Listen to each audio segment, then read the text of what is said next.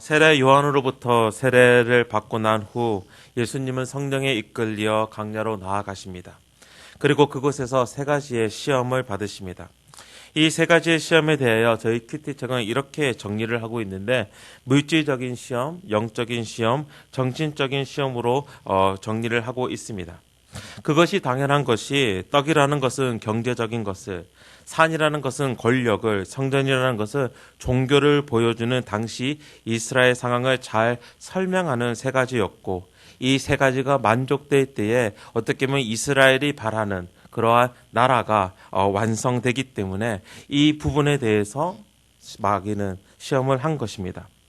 떡을 제공함으로 경제적인 문제를 해결함으로 왕이 될 수 있고, 또한 정치적인 권력을 가짐으로 왕이 될 수 있었습니다. 그리고 성전에서 뛰어내리려 하고 또 그 가운데서 아무 상함이 없다라는 것은 결국은 그 성전에 모여있던 자들은 종교 리더자들이었기 때문에 결국은 그들 가운데서 이 기적을 보였다면 정말 그들이 다시금 예수를 왕으로 만들 수 있는 그들의 힘을 얻어 왕이 될 수도 있었습니다. 하지만 예수께서는 마귀의 시험, 좀 더 구체적으로 이야기를 한다면 쉽게 왕이 되는 마귀의 방법, 세상의 방법을 따르지 않으십니다. 사실 예수님이 받으신 세례식의 경우는 많은 경우 왕의 대관식으로 설명될 때가 많습니다. 이스라엘 백성이 기다리던 메시아, 즉 약속의 왕의 오심이 예수님으로 이루어지는 것을 보여주고 있으며, 바로 이 세례식은 그 메시아가 이제 왕으로 오르는 대관식을 그린 것으로 많은 신학자들이 이야기를 합니다. 그리고 그 바로 따라오는 것이 마귀의 유혹 시험이었습니다. 세상의 방법으로 왕이 될 것인가, 아니면 하나님의 방법으로 왕이 되실 것인가 라는 그 시험의 관문이 바로 광야의 시험이었다라는 것입니다. 그렇지만 예수님께서는 그 유혹을 말씀으로 물리치십니다. 마귀의 방법이 아닌, 세상의 방법이 아닌 바로 하나님의 말씀으로 물리친 것을 보여주면서 바로 하나님의 방법으로 말씀에 순종하면서 왕이 되실 것임을 보여주는 사건이었습니다. 그리고 이제 예수님께서 광야에서 갈릴리로 돌아오시면서 본격적인 예수님의 사역이 시작됩니다. 좀 더 다른 표현으로 설명한다면 예수님의 왕 되심이 그의 사역을 통하여서 이제 보여지기 시작한 것입니다. 그 사역을 설명하는 그 말씀이 이미 예언한 말씀 가운데 있는데, 그 말씀이 바로 이사야서 61장의 말씀, 어제 큐티 본문에서 나왔던 말씀입니다.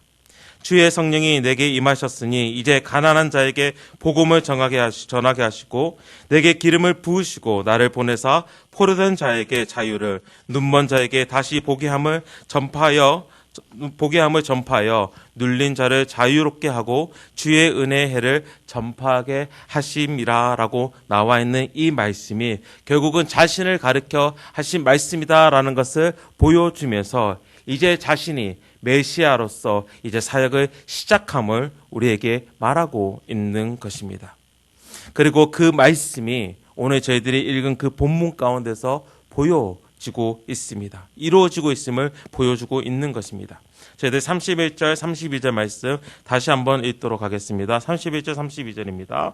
갈릴리의 가버나움 동네에 내려오사 안식일에 가르치심에 그들이 그 가르침에 놀라니 이는 그 말씀이 권위가 있음이로라. 자신의 고향에서 쫓겨나신 예수님은 가버나움이라는 동네로 가십니다. 예수님께서 고향에서 쫓겨난 이유를 어제 말씀 가운데서 우리가 알 수 있는 것은 바로 이 예수님께서 이방인에 대한 구원을 말씀하셨기 때문입니다. 그리고 가버나움으로 가시는데, 가버나움은 그냥 여행 중에 들린 곳이 아니라 예수님이 나사렛을 벗어나서 새로 가졌던 복음처 아니면 초소였기 때문에 그곳에 가셨던 것입니다. 그리고 그곳에서 다시금 안식일에 회당에서 말씀을 전하십니다. 그런데 예수님의 말씀에 사람들은 놀랍니다. 왜냐하면 그 말씀에 권위가 있었기 때문입니다. 이 권위가 있었다는 것은 두 가지를 이야기해 주고 있는 것 같습니다. 첫 번째, 말에 권위가 있다라는 것은 그 사람의 위치를 말해 줍니다. 보통 왕의 말에 권위가 있습니다. 그리고 높은 자들의 말에는 권위가 있습니다. 그들의 말에 권위가 있는 이유는 그들의 자리가, 권위가, 그들의 위치가 있는 위치가 권위가 있기 때문입니다. 그 위치에서 말을 하니까 그 말이 권위가 있을 수 있습니다. 이것을 통하여 누가는 예수님께서 이제는 그리스도, 즉 왕의 권위가 있는 자로서 말씀을 하고 있음을 우리에게 말하고 있습니다. 그리고 한 가지 더 예수님의 말에 그 권위가 있다라는 것은 영어 번역에는 이런 표현을 쓰고 있는데 말씀 그 자체가 권위를 가지고 있다라는 표현을 씁니다. 즉 예수님의 말씀 하나하나가 진리인 동시에 그 진리의 말씀에 순종함으로 따라가겠다는 마음이 생기는 현상을 우리에게 보여주고 있는 것입니다. 그런데 이 두 가지를 종합해서 공통적으로 보게 되면 이 한 가지를 이야기하고 있는데 말에 권위가 있다라는 것은 그 말이 그대로 이루어질 것을 우리에게 말하는 것입니다. 왕이 그 왕의 권위 가운데서 말을 한다면 그 왕의 명령이니까 그대로 이루어집니다. 또한 말에 권위가 있다라는 것은 그 말에 순종하는 마음이 우리 마음에 생기니까 그 말이 그대로 이루어지는 것을 말해주고 있습니다. 여기서 우리는 잠시 묵상해 봅니다. 성경 어디에서 말씀이 그대로 이루어지는 것을 볼 수 있습니까? 어떻게 보면 성경의 모든 곳이 하나님의 말씀하신 것이 이루어지는 것을 보여주고 있는데 특별히 우리가 말씀이 그대로 이루어지는 것을 보는 그런 사건이 있습니다. 그것이 언제냐면 바로 창조 때 그렇습니다. 창세기 1장 말씀에 보면 하나님께서 말씀을 하십니다. 그런데 그 말씀하신 그대로 그것이 이루어집니다. 창세기에서 반복되어 말하고 있는 것은 하나님께서 뭐라고 말씀하시니 뭐뭐가 있었다라고 이야기를 하고 뭐뭐라고 말씀하시니 그대로 되니라라고 말하고 있습니다. 결국은 이 말씀 가운데서 예수님의 말씀이 권위가 있었다라는 것은 예수님의 말씀 가운데서 그대로 일어나는 것을 말하고 있으며 결국은 하나님과 예수님을 한 자리로 묶고 있다라는 것입니다. 그리고 예수님을 한 자리로 묶는 그 가운데서 하나님이 말씀하시는 동시에 창조가 일어나시듯이 바로 이 예수님을 통하여서 재창조의 사건이 일어남을 말하고 있으며 또한 이 재창조의 사건은 모든 것을 새롭게 하며 모든 것을 회복시키고 있음을 회복시킬 것을 말하고 있는 것입니다. 그리고 그 새창조의 역사가 그 회복의 역사가 오늘 예수님께서 말씀하시고 행하시는 그 기적 가운데서 일어나고 있음을 우리가 볼 수 있습니다. 예수님의 말씀이 권위가 있다는 것이 이제 실제 사건으로 일어나고 있는 그 말씀들이 33절에서 그리고 41절까지 보여주고 있습니다.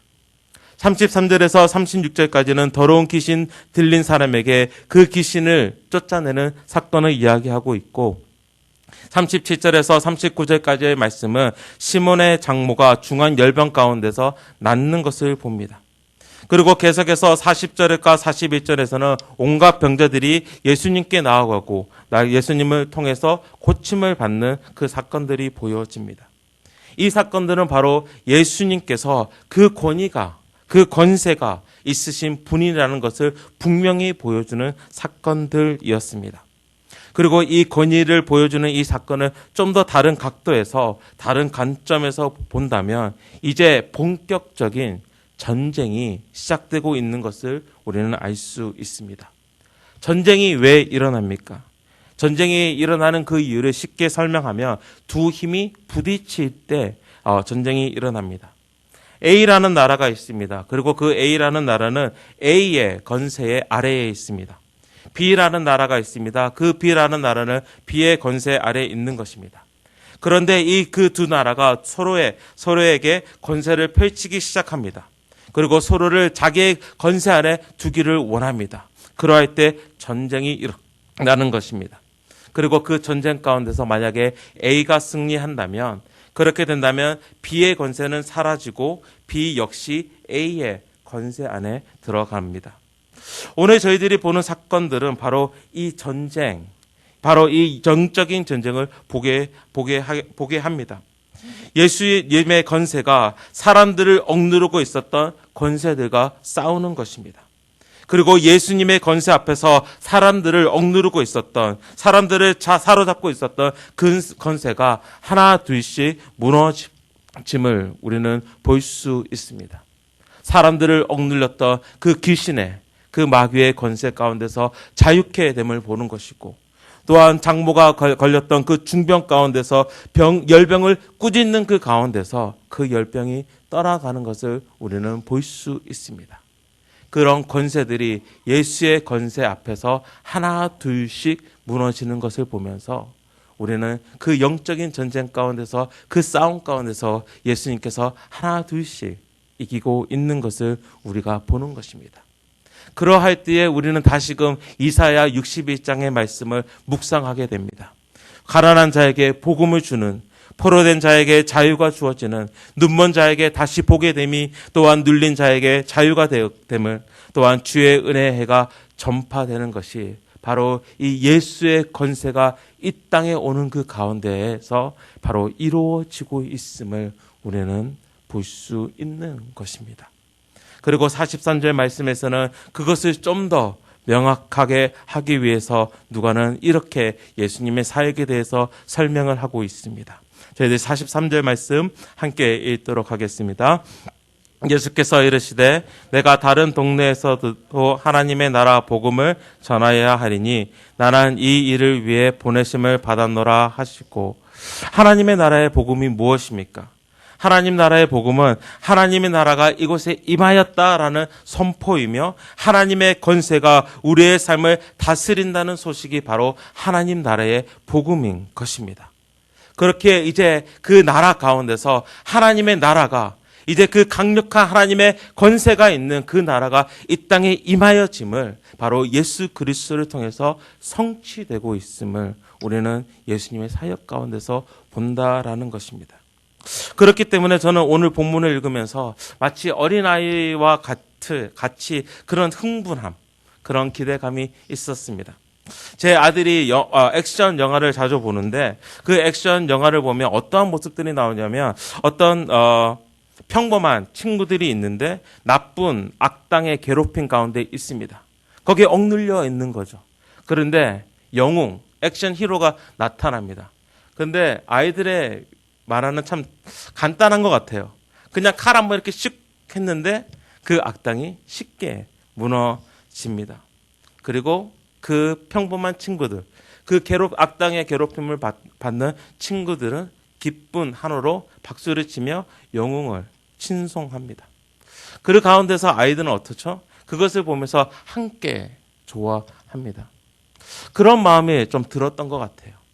오늘 말씀 가운데서 예수님의 그 권세, 그 권위가 선포되는 가운데서 사탄의 마귀의 권세가 하나 둘씩 무너지는 그 가운데서 이제 그 예수 그리스도를 기다리는 마음이, 예수 그리스도를 통하여서 이루어진 그 구원의 기쁨이 저에게 전해지면서 그런 흥분함, 그런 기대감에 오늘을 서게 되는 것 같습니다.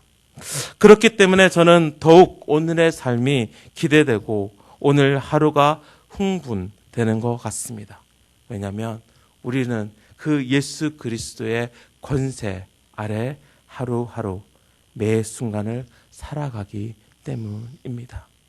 오늘 하루를 나아가실 때 이것을 꼭 기억했으면 좋겠습니다. 하루 가운데서 분명히 억눌리는 그런 상황들이 우리에게 주어질 것입니다. 때로는 우리가 우리 자신을 꼭 눌러야 하는 그런 상황 가운데 들어갈 수도 있습니다. 그렇지만 그 권세에 우리가 억눌려 있는 것이 아니라 바로 나를 자유케 하신, 나를 쇠사슬 가운데서 끊어서 나를 이 세상 가운데서 자유롭게 살게 하신 그 예수 그리스도의 권세를 생각하시면서 내가 그 권세 아래 놓여졌다라는 것을 또한 기쁘게 반응하시면서 나의 구원자 되신, 나의 그리스도 되신 그 예수 그리스도를 바라보며 또한 찬양하며 나아가는 오늘 하루가 되시기를 주님의 이름으로 축원합니다. 함께 기도하시겠습니다. 하나님 아버지, 오늘 말씀 가운데서 다시 한번 우리가 서게 됩니다. 그리고 오늘 말씀 가운데 권위로 이 세상 가운데 서신 예수 그리스도를 보며 또한 그 권세가 이 세상을 억누르고 있던 세상의 권세를 하나 둘씩 물리치는 그 사건들을 우리가 봅니다. 그리고 그 가운데서 우리 또한 흥분의 기쁨에 우리가 놓여집니다. 하나님, 나를 억누르고 있는 이 세상의 권세 가운데서 이 권세를, 세상의 권세를 무너뜨려 주시고 나를 다시금 예수 그리스도의 권세 안에 놓아 주시옵소서. 그러할 때에 이 세상을 구원하신 그 승리의 기쁨이 오늘 우리의 삶 가운데서 퍼져나아갈 수 있도록, 또한 그 승리의 기쁨을 우리의 주위에게 함께 전하며 복음을 전하는 자로서 우리가 나아갈 수 있도록 주께서 오늘 우리의 삶을 지켜주시옵소서. 이번에 말씀 예수 그리스도의 이름으로 기도합니다. 아멘.